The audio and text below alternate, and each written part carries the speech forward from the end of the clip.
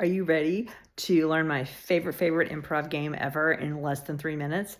This is one that I play in life. So this isn't for show. This is for like living life at home. This is going to come in really handy as we get into the social season for the rest of this year. And so this game is called What I Like About That. And the secret of what I like about that is that you are listening with a positive ear. So you're going to have a lot of conversations with people over the next few weeks, I'm sure, getting out there.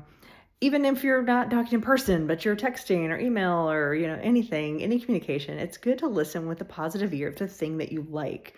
It's because you can be really quick to like shut people down if you want, because we think critically and we kind of sometimes listen for like the thing we don't like. But if you go in there, starting with what you want to hear that's positive, it helps the conversation flow. So instead of shutting someone down and ending the scene, ending the conversation, blocking it, you can use this tip to keep it going, keep the party going, keep the scene going, keep the conversation going, no matter what it's about. So here's an example. For example, let's say that I asked you something like, what's your favorite food for the holidays? And you say green bean casserole with that cream of mushroom soup. Love that casserole. And I might be like, ugh, cream of mushroom soup. And personally, I like it, but my husband hates that stuff. So, but you might be like, ugh, I don't like that. And then you go like, ugh, I hate that. And then you kind of say no to their idea and you shut the conversation down, and then maybe they don't know what to say next. But you could listen positively and think, what can I like about this? What can I like about this? And so your response might be like, if you're listening that way, oh, I love green beans. Green beans are like my favorite vegetable. And I make this casserole that has cranberries and, almonds. It's a little different, but it's really tasty. But I also like mushrooms. And so you have your mushroom thing. Maybe we could come up with a totally new idea or look for a recipe that has maybe like almonds and mushrooms.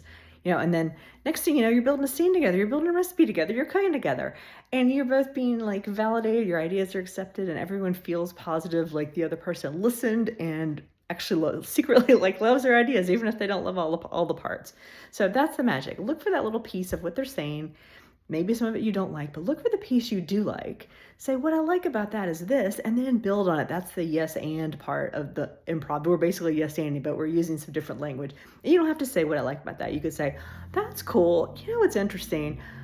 I love that idea. And then kind of take the piece you want, pull that out, speak positively about it, add on to what you like about it, and get things going in a direction that you feel comfortable with, that you're good with, that you're happy, that you like.